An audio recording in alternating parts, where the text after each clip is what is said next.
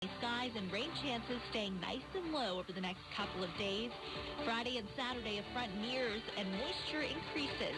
Scattered afternoon to evening showers and storms possible with highs in the upper 80s. Sunday, some rain in the morning, then rain pushing west throughout the day. Highs in the mid to upper 80s. I'm WPTV First Alert Meteorologist Katya Hall for WSTU 1450, Martin County's Heritage Station. You are listening to WSTU, Stewart, Jensen Beach, Hope Sound, Martin County's Heritage Station. It's time now for the Casey Ingram Show on WSTU. The opinions expressed are those of the program host and guest and not necessarily those of WSTU. WSTU does not endorse products that may be mentioned. Any reproduction or retransmission of this broadcast is strictly prohibited without written consent of WSTU. It's time to call in with your questions and comments at 220-9788, 220-WSTU. And now, here's Casey Ingram. That can cause your successful business to slump deep into the red. We are here to help, and we only get paid if we provide you a workout. Debt restructuring is complicated. We are the negotiator between you and your creditors. Commercial Mortgage has been in the industry of small balance corporate finance since 2003. Our focus is on challenging corporate foreclosures, debt restructures, equity, and new debt solutions. These issues are often not easy to see or understand when you run a business and are faced with multifaceted debt challenges that include legal action on various fronts. That's where we come in. We never charge a front fee or deposit, and we are only paid if we successfully provide you a debt workout. Areas of expertise include hotels, marinas, office buildings, restaurants, apartments, multifamily, condos, golf courses, home builders, land development, including new and repurposed developments. Call Commercial Mortgage at 772-872-6099, 872-6099, or visit them online, commercialmortgagellc.com. Also, want to remind everybody, hurricane season is right around the corner, and Indiantown Marina is one of South Florida's best boat storage facilities. It's located inland on the Okeechobee Waterway, and it's, in my opinion, probably the best protected hurricane hole around. So really, I want to stress to everybody, call them today. Reserve your spot, have peace of mind, because once a storm is named, I can pretty much guarantee you, you will not find a place in the county to be able to store your boat for the hurricane. So give them a call at 772-631-3272, 631-3272. Get your hurricane storage reserved today. And also, it's a do-it-yourself or full-service boat yard, so you can do all the kinds of work on your boat, electrical, mechanical, painting, pretty much anything that you need. So give them a call, the good folks at Indiantown Marina. And I also want to let everybody know you got to go down and check out the best kept secret in Martin County, and that is the Fish House Art Center. It's down in the Pocket in Port Salerno. You can look it up online before you head out, thefishhouseartcenter.com. But literally, there is something there for the entire family. You can come by boat, by car, you stroll the boardwalk, and explore everything that they have to offer, which is an art gallery, boat charters, marina, craft and creamery, craft beers, wine, and 24 flavors of ice cream. You can rent some bicycles, paddle boards. There's really something there for everybody. So check it out, the Fish House Art Center down in the Pocket in Port Salerno. So, folks, we have a really good show today. We're starting our Meet Your Candidate series. And we're going to have, we do have Leonard Serratore here in the studio, who is running for Congressional District 18 for Congress on the Republican ticket. But before we get into the show, I just want to say my heart is absolutely torn, as everybody says, over another senseless shooting that happened in Texas and attacked an elementary When school. do we seal the borders? Seal them now. I'm with Ted Cruz. Seal the borders. Yep. This is enough. Enough of the games. It really is. It's absolutely, it's sickening that this happened. And, I think about all this, and Leonard, I know you'll weigh in as well. This is such a tough topic. Everybody first wants to say it's guns. You got to outlaw guns. But my gosh, folks, when I went to school, there was, gun racks in the back of the pickup trucks, and the kids would bring them to school. I mean, guns have always been around. There's something going on that's different today. Because we would go hunting, after school. We'd go catch, a couple rabbits in the scope and that's right. Take them home for dinner. And that's all it was about. There's evil in these kids' hearts today. say, or people's hearts that are doing this, it's something more than guns. And yeah, it is. It's a tough conversation we all need to have. It's an illness. There is a mental illness There is. Of lack of reality that's sweeping the world, and a lot of it stems from the small screens, unfortunately, and people not being able to cognitively disconnect from what they're considering to be reality in a digital format, and they're not getting their hands dirty. So plant some seeds, folks. Yeah, Plant some seeds. It's one of these things we have to figure out what's going on, and sealing the borders is definitely one issue. And I'm not sure that this person though wasn't illegal, was he, Eric? I don't know, but No, I don't think he was Yeah. illegal. I think he lived there. He actually went to school down in Texas. He had one of his friends on TV last night saying that he was there, and he went 4 years of high school with him. So he wasn't illegal. He was actually here. What, citizen that's here? Citizen that lived lived in the state of Texas. So it's God bless, but I still think we need to seal the border. and that is something for a lot of reasons. There's enough drugs and of everything. crime related to not to take away from the tragedy that happened, but there's enough crime related to the border crossings illegally right now that can be attributed to events Right. that are Right. tragic. So Leonard Sertori, appreciate you coming into the studio today. So, Thanks for having me. Absolutely. We really want to find a little bit more about you, and that's what you're here for today. So, folks, if you have a question for Leonard, he's here today. He's going to spend the hour with us as we talk about some different topics, but we're going to start out. Tell us a little bit about yourself. I'm originally from New York. We have really strict gun laws in New York. I remember growing up, there was I didn't remember seeing any racks in the back of a pickup truck, but they had some. But I came from a small town called Nyack, just 20 miles north on the Hudson River from New York City. I grew up there. I stayed there most of my adult life, went into service for a few years, got out, I came back, and then I wanted to go. I went to college. I came back down to Florida to go to college at Florida Tech, actual FIT. And I actually worked in a radio station sort of like this for work study, so it kind of reminded me going back, and I did announcements like you did. But I got a 4-year college degree in aviation management. I wanted to be a professional pilot. But at that second year of college, the Congress canceled all veterans loans. So a lot of us didn't get to finish our flying program. So we just continued with the education, academic part of it. From there, I went out. When I came back, I got a job in New York working at an airport. My background is airport management. I've been doing this for 36 years. I'm about ready to retire. July 29th will be my last day for retirement. So I've been trying to get elected. I ran for county commissioner down here in Palm Beach against Mac Bernard. I did pretty good at that election. Then I ran for the second election. I ran in Congress again for Alcee Hastings' seat. I didn't do too well there. And now I'm running for Brian Mass's seat. But I've been down in Florida for 23 years.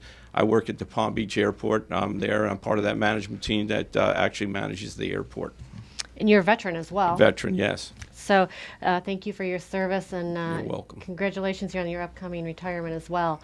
What made you decide to run for Congress? Well, I like politics all along, but the biggest thing that really I thought about in the back of my mind is when they canceled my veterans loans back in college. And I was just telling my friends, because we were all veterans there, I said, you know what, how do these guys get the right, or ladies have the right to just say, after you served, you have a contract, and you say, well, you're not going to get what your benefits are now. We're just going to cancel them. Actually, on the other side of that coin, I had a disability. It took me 25 years to get my disabilities from the VA. Oh, that's I was fighting. I have a book about yay thick at home, telling them every letter that I wrote and say, hey, I'm entitled to these. Till you meet the one person. And it's always that one person that can make the change. So I feel that way. Maybe I'm that one person that can go to Congress and make that change. Is there anything else we should know about your military career? I mean, I served too. Yeah. I served Cold War during peacetime in Germany. When did you serve? I served from 74 to 76. I served 18 months. Roger that. So I got out. I have an honorable discharge. And at that time, it was pretty bad to be in the military. Vietnam was over, and they were asking a lot of people. And then I had a problem with my contract because I was supposed to get rank for my experience as being a mechanic, and that never happened. So finally, they were asking people all along when you went in, do you want to get out? They were giving deaths. I said, I could stay. But when I got my duty station, that's when it was a problem. I have my orders saying PFC, and my captain says, no, take those off. I said, no, I took tests for this. And So it went to the downhill Army. from there. So I just, that was it. I went to, they sent me to Korea, and then they had a big Wsdu over there. A lot of people were complaining. So the IG came in, and he's asked me, what do you want to do? I said, listen, I'd rather just get out. You didn't give me my rank, so I don't really want to stay. So that's what it is. So I got out. I have an honorable discharge. Right. Good. Thank you for being there. Yeah, so I was a combat engineer, if that's what you were asking me. I was with the 44th Combat Engineers in Korea when I left. Yeah. Again, thank you for your service. And it's the veterans issues that are happening here is always so disheartening that everybody serves their country, and then it's so tough to get the health care that's needed. And I know, too, that even being able to choose your doctor is a big deal for veterans. And, that was something there's a lot of veterans issues. And I think that's one of the things that we hear a lot of in CD18 is about veterans issues. And definitely I think that they've been utilized politically in our district, that there are certain people that definitely utilize that. And when Leonard kind of briefly went over the fact that he served, it's always the guys that don't tell you about their military career up front that you need to ask them about something, because they're the ones that usually did do something and stuck it out, or were there during a time when most people, a lot of guys just don't talk about it. So it's nice to know that you had the same kind of experiences that I did in the military, and I wasn't glad alone, I seen a brother at arms here. So, And that's the thing, Casey, that's important, I think, here. When you look at one of the candidates that's already in Congress right now in CD18, and Leonard and myself, all three of us are veterans, and I think that one of the things that we all also have in common is an oath that we took when we went in, and we agreed to protect and defend the Constitution of the United States. And that pledge that we made did not end after our term was up. That was an oath of life that you give. You give that, and all three of us gave that. But it seems that at certain levels that one of the candidates seems to think that an assault weapons ban is something that is required, and that candidate would be Brian Mast. He is not a defender of the Constitution. He is a political animal that has gone up to D.C. and has made money off of insider trades, which are perfectly legal under Congress's own rules that they make for them, but we can't do the same or have access to that information because we'll go to prison. That's right. So I'd like to know, Leonard, where you stand on the Constitution. Where do you stand on the Second Amendment? And personally, what is the most important bill of the first 10 in the Bill of Rights to you, and why? I would think the First Amendment is the most important, freedom of speech, because I can actually tell you when I was advertising to run for county commissioner that Facebook took me down. They didn't let me advertise. I sent that out, and I put it on Governor DeSantis' Twitter page. So I said, look, this is what they do. So if they don't like what you hear, and actually it was you mentioned that I was actually banned for 72 hours for Twitter the other night for writing something about Bill Clinton. It might have been a little obscene, but I wrote about Bill Clinton because he was supporting Biden. I go, how can anybody do that? But yeah, so where I stay in the Second Amendment, so to stay out of you prison. know what? When I did my resume, I took off NRA member because a lot of people told me, said, hey, don't put that on there because you might offend a lot of people. And I'm thinking, well, I don't want to offend anybody, but I am an NRA member. I think I got to renew my membership, though, but I do have my card in my pocket. And I do own weapons. I own an AR-15. I own a few handguns, and I think everybody should be able to do that. And when I go out, I talk to people. Most of the people I work with were in military there too, and they have handguns, and they express the Second Amendment right too. We have the right to arm ourselves. It is right now. I mean, the Second Amendment is definitely under attack, and it is because of instances that happened yesterday. And that's where I said, it's not the guns, in my opinion, whatsoever. We used to carry them in high school. It's the people. It's the people that are getting a hold of it. The guns don't kill. It's the people behind them killing. I agree with Leonard, though. The First Amendment is probably the most, because without the First Amendment, the Second Amendment's useless because you really don't have anything to protect. Right. And that's why the Second Amendment came second. It was because our founders knew that the the five basic human God-given rights were in that First Amendment. And without a weapon, how are you going to defend it? You can't. So that's why it was the second. So we have Amy Kurtz. I appreciate you tuning in. She had a couple comments on the original when you talked about sealing the border. She said, what the heck? She's, why are we talking about that now? But it is another issue that's happening here. I'm passionate about it, Yeah. and I'm sorry. There are things that have still tragically happened from the border crossings, and I'm sorry that I confused the two stories. I don't mean to take anything away from the tragedy. Those are 18 people at this point, and a lot of them elementary school students, and it tears at my heart too. So it's 21 please, now, I don't Eric. mean to. 21 now. 19 children and 2 adults. Sweet Lord Jesus. It's Wow. It's horrible. And Amy also has a question for you, Leonard. Over 30 years as a teacher in Florida, we don't have any health benefits. It's been 18 months, if I understand that correctly, Amy. That's something that health benefits is something as well legislatively that has impacted people drastically. I mean, we certainly had Obamacare that has come through, and I think that has changed our health system and our insurance. But they work for a county organization and they don't have any health benefits? That's over 30 years as a teacher in Florida. We don't have any health benefits. Because I work for a county in every organization. I worked for like Broward County, even Westchester County. We all had health benefits. I find that hard to believe that county doesn't. Do they have a union representing them? Yep. You would think, and Amy, I can't answer for you, but that's a good question. And she also said the Second Amendment rights includes militia for the Constitution. And yes, absolutely, it does. Absolutely. Yes, it does. And as we're talking here today, folks, you can find out more about Leonard at his website, electleonardseratore.com. Seratore is S as in Sam, ERRATORE. And on that site, you'll find a link for the candidate petition. And Leonard, I want to say this. You're looking for people to sign this petition. Sign this and send it in or scan it or email it to me. There's an address you can find, candidateseratore@icloud.com. And it just allows them to be on the ballot. And I think everybody should have the opportunity at least to be on the ballot. And all we have to do is sign that. And again, Leonard, I filled mine out. I'm going to give it to you right now. Thank you very much.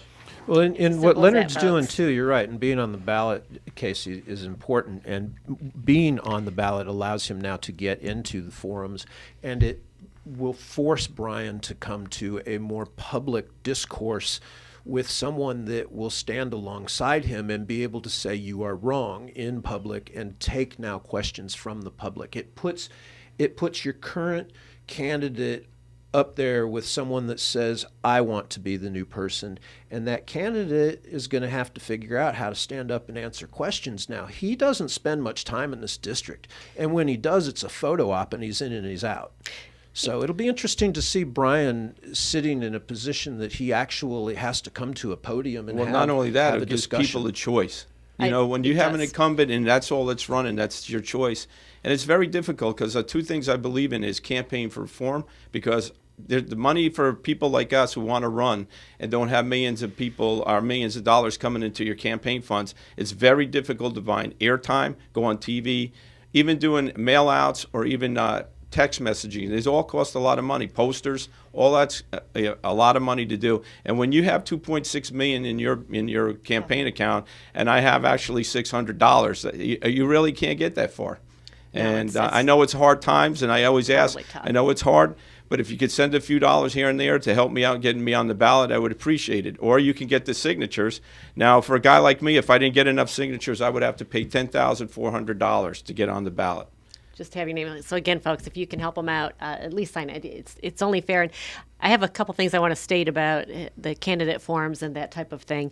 But first, Amy, she said during her retirement, she's referring to losing her benefits now that she's retired. So, that's another whole issue that we're dealing with. You mean for the teacher? Yeah, for her, yes. She's losing. I would lose my benefits yes. too with the county. I have to go out and buy my own insurance. I would have to purchase it. Yes. Yes. So I don't know what Welcome she to is. my but- world. Yeah. that's and it's expensive. I mean, I do too. I buy Well, my I insurance. can't. It's I got to not be honest here too affordable. with Amy, because I'm also a disabled vet, so I get medical through the VA. Right. And that's what I was talking about. It took me 24 years to get that. So Which is ridiculous. That's So- shameful. But back to the candidate forms. Just getting on the ballot, it doesn't mean there's a forum. I know that Brian in the past has refused to attend forums, and he's not the only one. That's what candidates do when they're ahead in a race. They don't want to have any aha moment come up in a debate that might ruin their position that they perceive they're ahead. So they just don't do it. And I don't, it's frustrating to me, and I think for the voters, because all of a sudden now we don't really get a fair chance to hear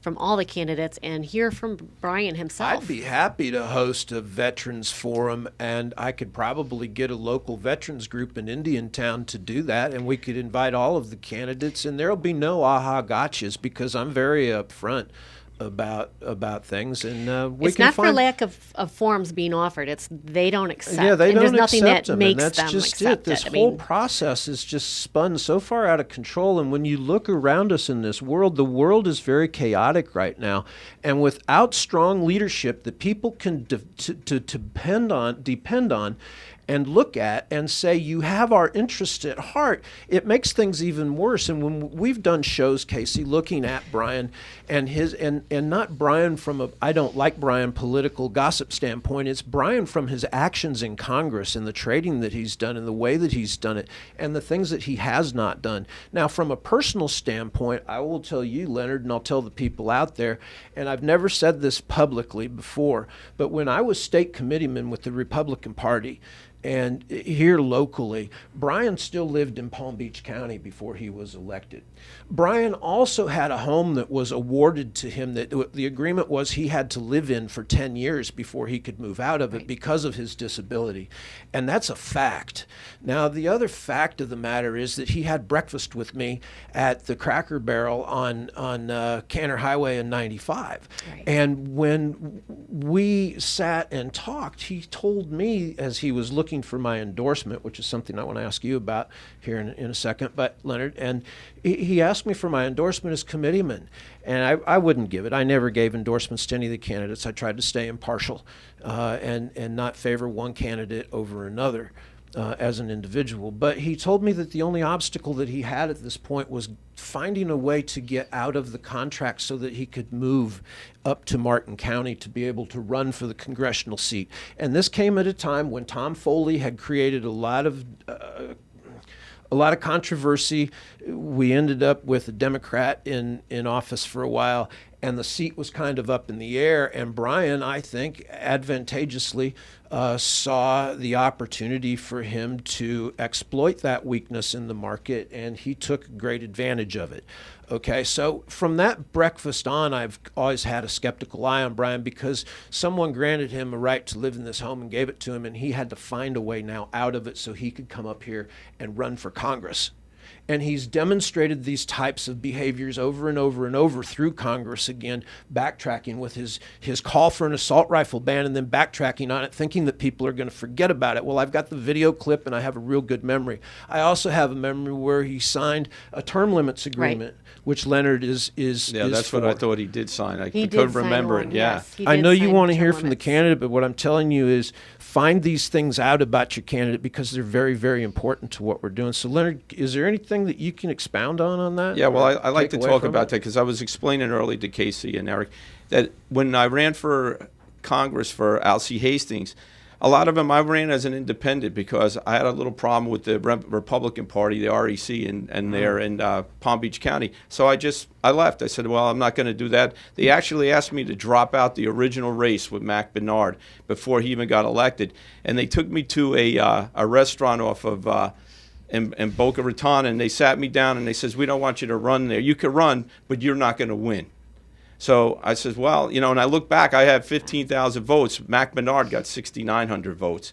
And I said, well, I had a pretty good chance of beating him. And they asked me to drop out. And after that whole thing was done, I just said, you know what? They didn't ask anybody else to do that. Why would you ask me? So I did. I listened to him. And I just want to quote this. I was in an elevator when I got to be committee man, and I took my oath that night. Some guy came in the elevator, never remembered his name, and he just told me, don't ever trust anybody in politics. And that's what they told me, and that was a perfect example to say not to trust anybody. So I went on there and I ran, but they got back to the mainstream media. They will not recognize you unless you belong to either the Democrat or the Republican Party. So they won't, if you're an independent, and this is the bad part about it, because a lot of people do not go and investigate their candidate. They do not go, like Eric said, go to the website, write emails. I answered a lot of emails when I was running to people who would contact me, and they asked me about certain instances that they would have, and I would answer them. But a lot of people don't go out and do that, and that's the bad part. People should go investigate their candidate and see what he stands for, see where he lives, see what he does. And you know what? If I got elected, I'm going to live in the same house I am in that district right where I am now. I'm not going to move. Again, we're speaking with Leonard Serratore. He's running for Congress on Congressional District 18 on the Republican ticket. We're going to take a really quick break and come back, and Leonard, have so many questions for you to learn a little bit more about you. So we'll be right back.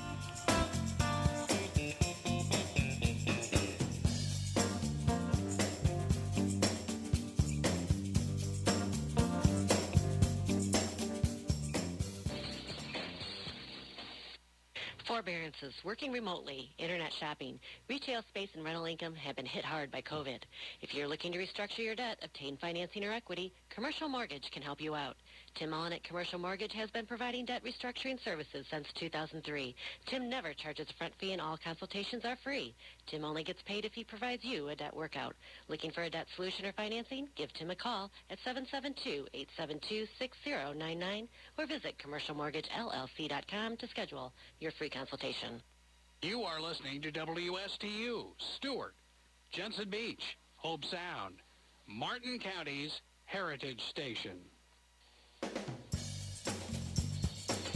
You're listening to The Casey Ingram Show on WSTU Digital 1450. Call in with questions and comments at 220-9788. 220-WSTU. And now back to the show. We're back. I have Eric Miller with Talk About Martin, and we're sharing our time today because we wanted to meet Leonard Serratore. He is running for Congress in Congressional District 18 on the Republican ticket, and, the filing deadline's coming up, and he's looking for your support just to file some candidate petitions so he can get on the ballot. And he wanted to come in today, and I appreciate that you did, Leonard, so we could get to know you a little bit better. Thanks for having me. 100%. Leonard, Amy asked, are you for enacting common sense gun laws?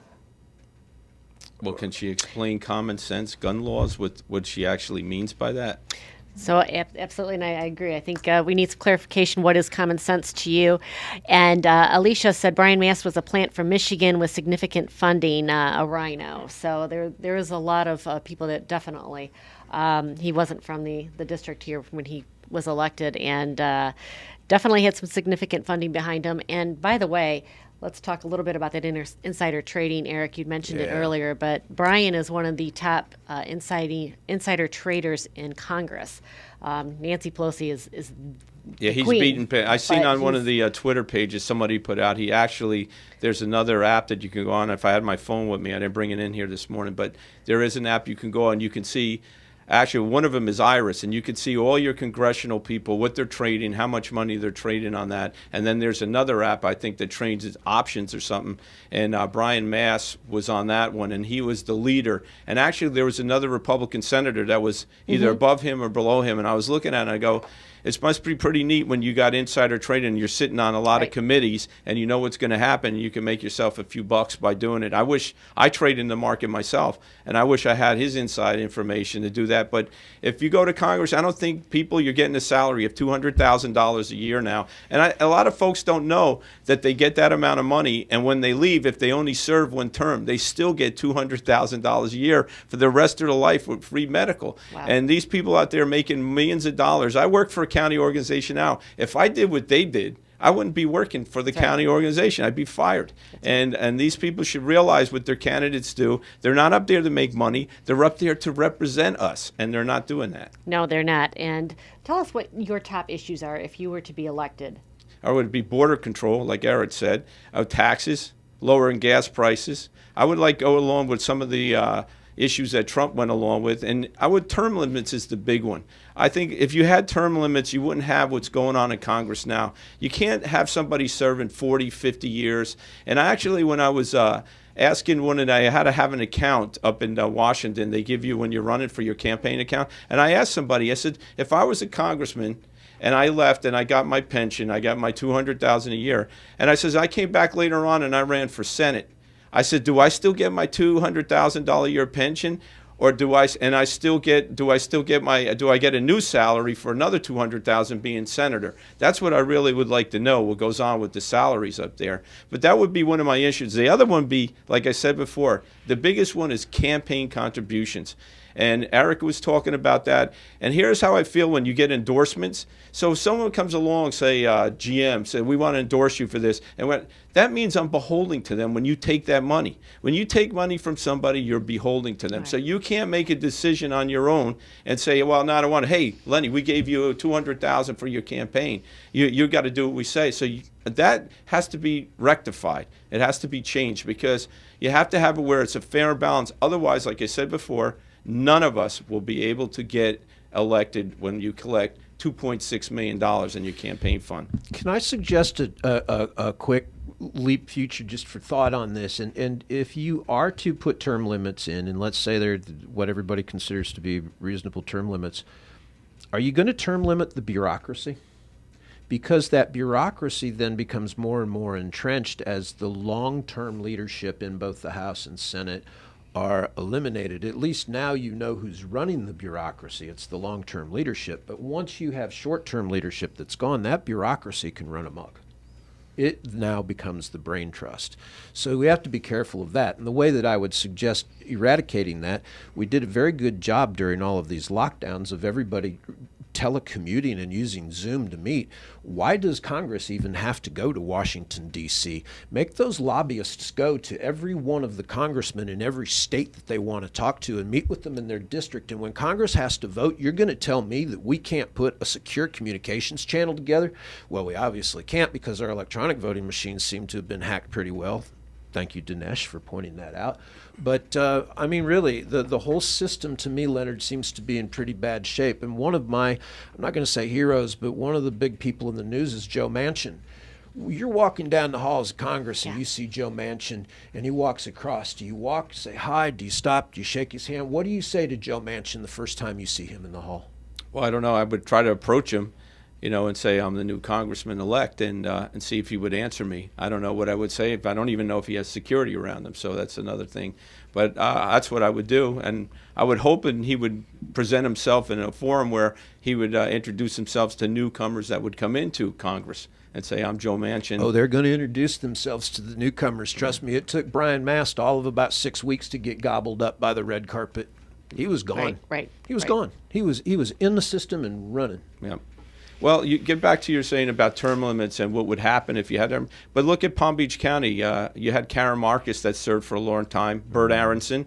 They were on there, and then they introduced term limits. And I think the county for somewhat runs pretty good with term limits, people coming in and saying 8 years in the commission ranks. But obviously it does work if you can. I don't think anything would run amok. You would have new leadership and new ideas to be presented. Remember, you have people that have been running the county 50 years, staying up there.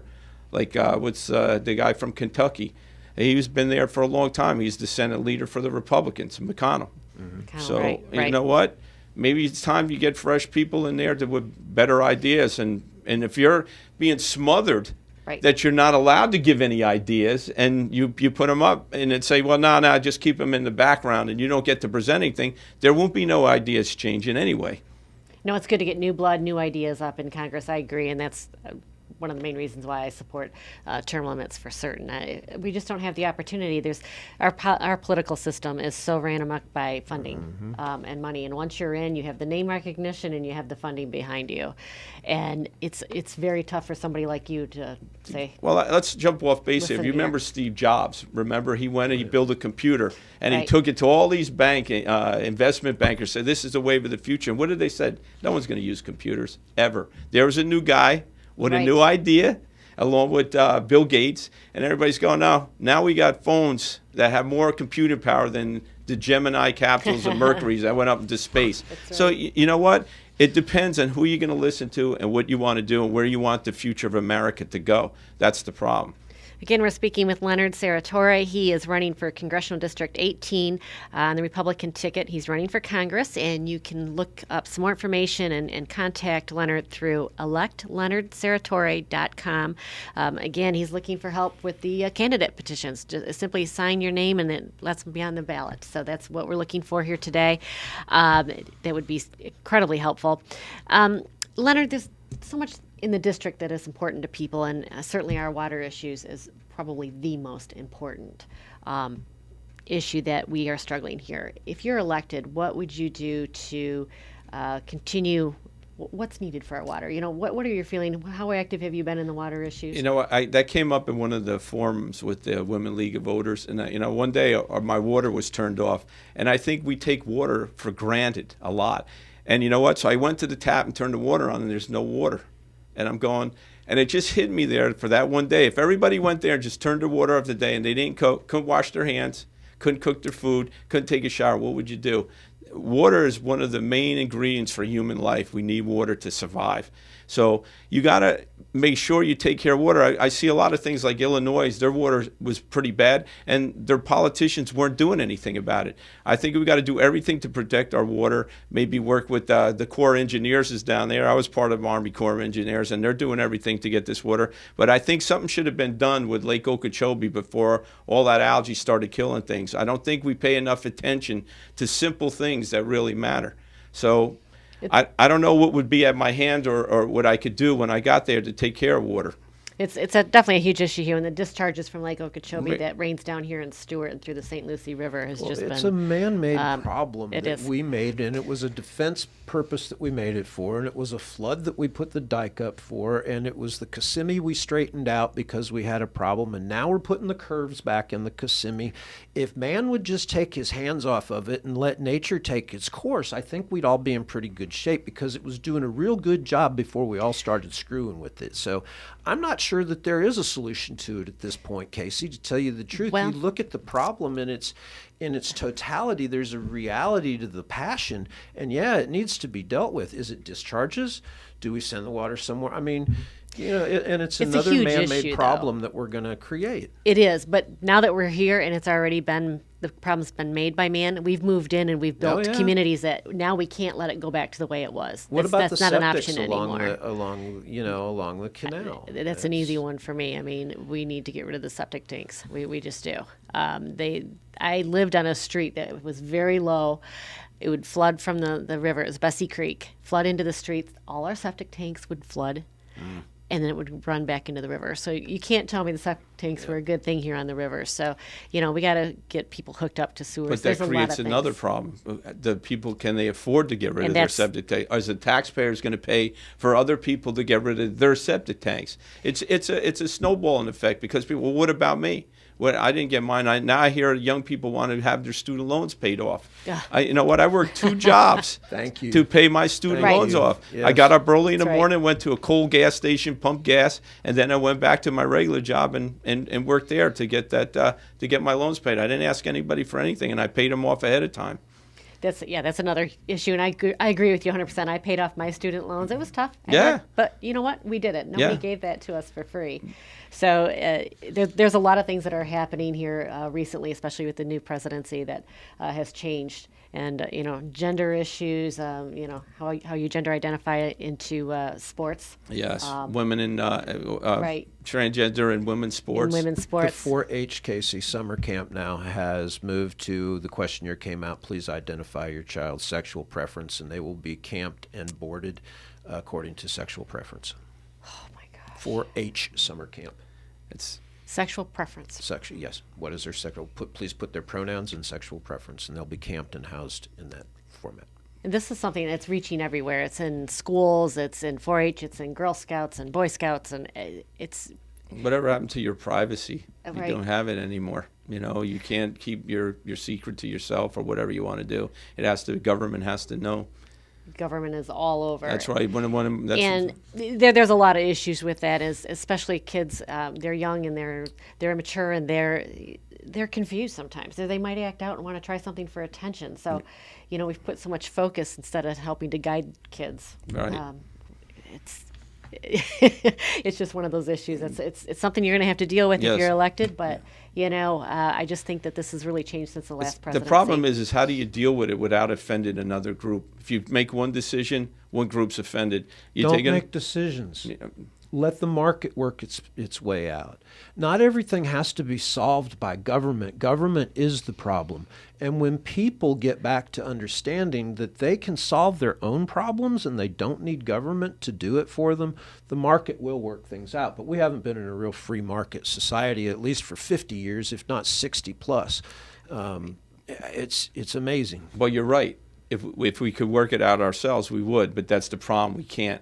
So that's why you actually have to have government work it out for you. And I agree with you. Government is not the best place for them to work out anything. Well, why do we even need a Congress when Congress has ceded all of its authority and power to regulatory agencies like the FDA, the Department of Education? Would you support the abolishment of the Department of Education? Yes, I would. It should go back to the states. Fantastic. That's where it is. Have you sought any caucus endorsements? Are there any caucuses up there that you have sought endorsements from, will seek, or would like to serve on? When you get elected, Leonard, let's look forward positive.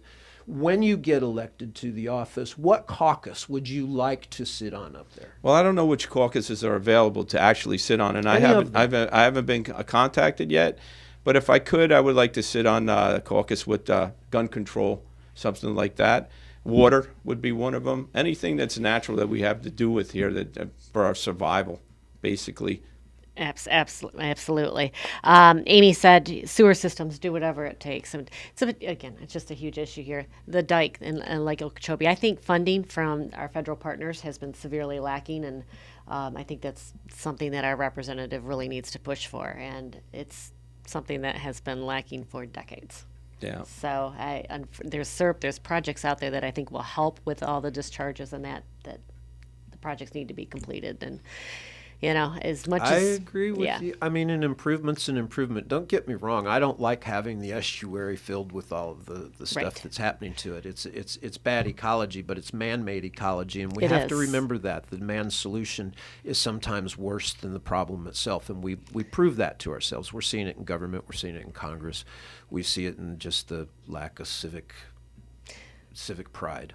There's an effect for everything. I mean, there's a cause and effect. So something happens, there's going to be an effect, whether it's positive or negative. So we need leadership. We need strong backbone, principled American leadership. We do. We have midterms coming up. People that'll just say that's nonsense, get that out of the way. We've got bigger things to deal with. So talking about border control a little bit more, what would you do to secure our borders again? I mean, that's something, again, there was a wall that was being built. All that stopped day one with the there Biden should be a wall. administration. And we should have an agreement with the other countries south of us that say, hey, you know what, you can't let these people just come straight forward up here. And I remember when Trump was in there and you had one of the reporters for CNN and they were talking about it and Trump said you had a whole caravan of people coming up here and they kept denying it.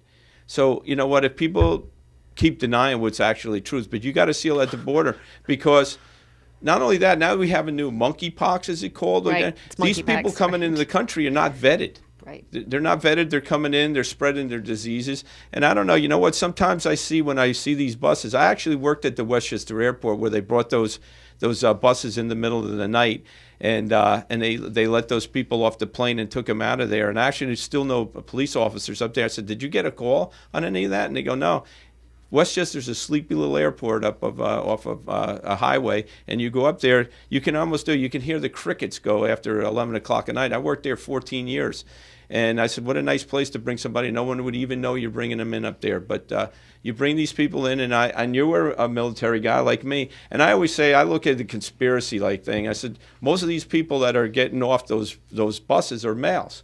You know, and I'm saying, you know what, are they putting these people in place for a reason to certain cities? Conscript. What are they doing? I mean, are they enemy combatants they're bringing in to do something? Yeah, but it's our federal government that's doing it. Right. I'll bring this a little closer to home for the listeners, Right. Casey, and tell you, are you familiar with Indiantown here in Martin County? Well, a little bit, yeah. Indiantown has a very large Guatemalan and Central American population, and not too far back, one of our contributors would talk about Martin, Tony Z, was able to get us some pictures and talked with some of these people that you're speaking of that were all walking around with manila envelopes, legal-sized manila envelopes in their hands, and being fed a lunch of tamales by the Guatemalan consulate at the Civic Center in Indiantown less than 2 months ago. So something that I need to be doing a story on, and we have pictures, but the consulate was bussing them in from all over the country to make sure now that they had Guatemalan documentation, which put them in a whole other pay me status and legal status. So they came across the border illegally into our country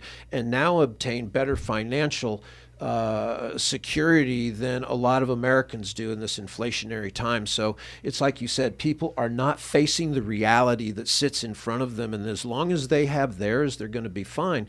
But this inflationary pressure, this pressure on the gas, the pressure on the fuel, the pressure geopolitically, everything that's happening is rubbing that veneer very thin. So I think that this election and this midterm cycle is going to be very, very interesting to see what happens. And I encourage any candidate that wants to run an establishment member like Brian Mast out of office, get there, because there are a lot of people that will probably vote for someone just because it is not Brian Mast. So I hope that you really hone your skills, Leonard, and you can give this guy a run for his money and bring some things out into the open, because our district here at home needs to know who's representing them in Congress. And it's not the person that shows up in your mailbox every time you go to get the mail. He's a very different person. Look at his voting record. Look at what he says. Yada, yada. It's just... No, I agree with you 100%. And I just said that before, that a lot of people do not investigate their candidates, where they're coming from. They just go out and they see a Republican candidate or a Democratic, and wherever you're going to choose, it's either party line. Doesn't make a difference. Have you reached out to the local Republican parties in Martin County, St. Lucie County here in the district, and have you reached out to them, and if so, what's their response? No, I haven't. Okay. It's definitely something you'll want to do, and I hope that they're open, because Eric and I have had so many shows about this that you absolutely do need to vet candidates and know who you're voting for. You can't just vote for a name or somebody that has a look that they like, or right. You got to look at what they stand for. Yeah, but what they will tell you is that they don't get involved in primary races. And a lot of people don't. I mean, no, it's the unfortunate. party does not get involved in primary races, which I think the party should be the biggest facilitator of a forum should be the party that the candidates are running from, so that the people that are in your party can come and hear the candidates that are in the party, but they will stay away from that. They say, we won't want to get involved. They never wanted to get involved. Well, I won't go back to the years. REC in Palm Beach County until they changed management on there. Right. After what happened with that last race, and they asked me to do that, well, no, go back. Common through the state. It's a good old boy network. It's easier to control a small number of people than it is a large number of people. You were told that. I was told that by a sitting lieutenant governor when I ran for chairman of the Republican Party of Florida. He wanted to know why I was doing it, and I told him, and he said, "Why would you want to grow the party? Why would you want to grow the party?" That was a sitting lieutenant governor that asked me that question. Well, I think a lot of things are changing here in the state. We all know there's a lot of influx of people coming from other states now, moving out of New York, coming down, retirement. The baby boomers are retiring. I'm a baby boomer. They're coming to Florida. The state's getting crowded, and there's going to be a change of venue here shortly. It's not going to be the same good old boys that were here a while back. Everybody's coming down, and you're going to see a difference and the change. Leonard, That's scary, Leonard. It might be good, though. Change can be good. Hopefully they're coming down and they're going to adapt well to the environment without changing it too much. Yeah, there's more Republican registered voters than Democrat now. I mean, this is a big change Republican in the state in of name only. This, so. Back in the 80s, when Charlie Kane started with the party, he actually ran the Democrats into the dirt, and 40% of them ended up leaving the Democratic Party and coming over to the Republican Party so they could vote in a primary. Right. They're out there. Sorry about that. It's clear to see. A little earthquake in there. Really. It's just readjusting in my chair and caused an earthquake. But the local party, it's, Leonard, whatever. We're running out of time here, but what are the biggest differences between you and Brian Mast, the sitting congressman? Well, I'm not I do trade stocks, but I'm not insider trading, and I'm not there to get rich. And it seems that the people are there to make money in Congress. I'm not up there to go make money. I've been a public servant my whole life, and I got paid a salary, and I live within my means. And that's what I would do. And I would try to make educated decisions to represent my communities that are in my district. I would listen to what they had to say and what they're looking to do, and that's what I would try to do. And if I wasn't successful at it, then I would leave. I would resign, say, well, let somebody else take it. And I do believe in term limits. I wouldn't stay more than 2 terms. If I ever got elected, I would move on, because I don't think anybody should stay there for life, 40 years, and keep making money in the stock market. And a perfect example of that person is Nancy Pelosi. And you look at that, and that's not the person I would like to be if I'm representing anybody. And I think term limits are important. And look at Biden, our president. That's all he's done all his life. He's a politician. And they blame anybody else. Like they blame Trump. And I listen to him. Yeah, this guy went on. He's only been there 4 years in politics.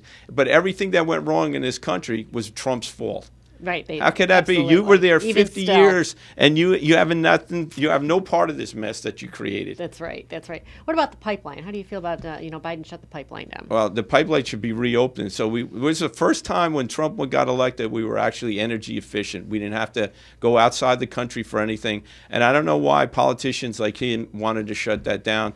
You had AOC doing all that. She was a big influencer going on. We don't need it. It's destroying Indian lands, and they have to listen. They don't listen to the wrong people. Listen to the right people. Now let our constituents ask, why do I pay $6 a gallon for gas? So I was just going to say, we're just starting to progressive see $6 ideology, a gallon. like Anthony Dowling and a couple others Right. in Indiantown. The progressive ideology has actually permeated local. Brian Moriarty. Right. There's another one. These guys they're progressives, and there are Republican progressives as well. A lot of them don't even realize that they're being progressives. No, You're don't. not They going to really go don't. green overnight. No. It's not, they want to shut down Yeah, we fossil are. fuel, and that's what they're trying to They're do. trying. According to trying. Joe Go Biden, we are. overnight, and you They're can't. trying, absolutely. Yeah. You just can't do it. It is. It's a Well, process they're that trying, needs to be though. done. That's the problem here, Leonard, is they're trying. President Joe Biden said the other day that there is going to, in Japan, I guess he didn't think Americans listened to him when he spoke in Japan or wouldn't hear him, but he said that this transition to a greener economy is going to have pains, and the gas prices that you're feeling are one of those pains along the way to get to his goal of, by 2025, being all electric fleets. No more building. No more ESG. Well, that started as part of the transportation problem here in the country when they weren't letting independent truckers truck from the docks in California. I mean, that was one of the things. Centralized, bureaucratic, they had to have totalitarian, authoritarian, the union that had socialist the electric trucks that were government offloading control. the ships. Get rid of the departments. Get rid of them. Yes. Let the states. How about insurance? Insurance prices for property insurance. A guy that I drove with here today said his went up $1,000 this year in Florida.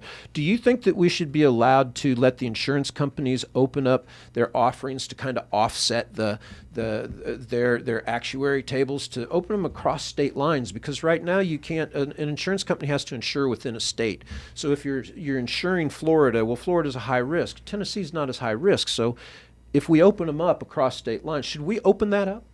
Yeah, or should we leave it closed to where it's? I was an insurance agent in the state of Florida too. I did have my licenses, but you know what? I kind of look at where they keep raising the amount of money on homes, and I just said to myself, like, you got to remember one thing: when you ride up the highway and you see, hey, Joe so and so got $800,000 for an accident. That comes out of your pay. When you come out and you get your new insurance bill, $100 more than the next time, you're paying for it. Insurance companies are not going to pay for anything. It always goes back to the consumer. So you're not going to pay for that. So when you go over there and you have a lobbyist, like somebody's up there and they're trying to give me, again, your endorsements. Oh, yeah, here, Len, here's $1,000 for your campaign. We're trying to get this pushed through. So that's what's going to happen. When you go there, you got to have to stop from the lobbyists and your candidates getting money from these people to let these increases go through. And I would appreciate if you had more, what do they say, more supply and demand. If you have enough supply of insurance agents that want to insure you, I think the price would go down, don't you think? Well, it's definitely supply and demand. And, with the insurance, everybody wants to have it. Your mortgage companies mandate that I was going to say, Yeah. right Well, now. so you should have more of a choice. If I'm an insurance company and I can't insure somebody in Tennessee's home Right. the way that I have to only insure it in Florida. Well, when I look at the risk factors in Florida, I'm going to insure it I'm going to charge you a lot of money because it's the only state I can work in. Now, if I can open that up and spread the risk across multiple states, I can now keep rates at a lower level. They should be able to across. Well, they got state lines. I actuaries that agree. do insurance, so they know what their losses are going to be before, Exactly. through a hurricane. So they could actually create a competitive product, and we could get some competition back into the market and get government out of the way. Competition's always good. Supply. It is. We have Leonard Serratore that's been here in the studio with us today. You can visit his website online, electleonardserratore.com. Also, he's looking to get on the ballot, so he just needs your signature that says, yeah, let's let him be on the ballot so we can hear from Leonard. And you can find that petition online at his website, electleonardserratore.com. Next week, we're going to have Mayor Matheson in from the City of Stuart. Had a great vote. We are having a new marina here in the City of Stuart. So he is next week. So, and we got a lot of updates from the City of Stuart, so he'll be in. But anyways, Leonard, thank you for joining us today. Leonard Serratore. Thank you for having me, and thanks to your listeners for listening to me. 100%. Good luck with you. Again, Thank you. electleonardserratore.com, and we'll see you next week. Have a good one.